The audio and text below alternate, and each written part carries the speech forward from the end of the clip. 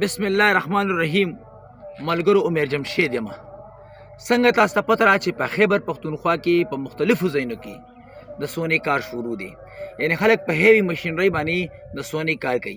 خو چونکې زه په دې باندې ډسکس نه کوم، زه ډسکس په یو داسې خبرې کوم چې د مخامخ زما شرط تاسو د قبر وګورئ. دلته کې چا د سونې کار کولو، سونې کار کولو هر څوک چې نو دومره حرص، دومره لالچ چې د قبر له حد پکې والی دی. دا قبر وګورئ په یو ډیرۍ پرېښې د نور ګې چاپېره ځای ته مکمل والی دی، او هغه د سر وخوري چې له حد پکې هم نیم نیم فټ والی دی. دا تاسو وګورئ.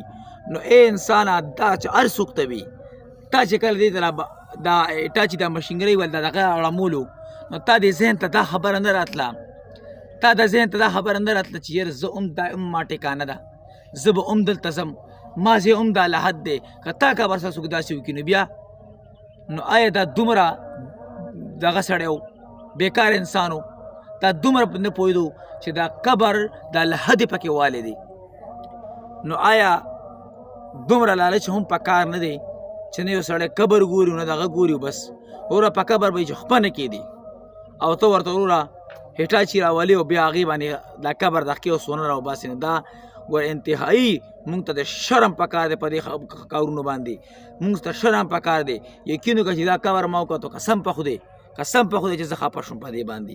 ولې چې دا کوم حالات دي یار، دا انسان دومره لالچي دی چې د قبر هم نه معاف کوي، قبر هم نیم په نیمه والی دی. اچھا پوخ کړ دی، دا پوخ قبر له حد ته راوالی دی. نو لہذا مهرباني وکړئ چې خپل کار روزګار سړی کوي، خو دومره لالچ نه وي کول پکار.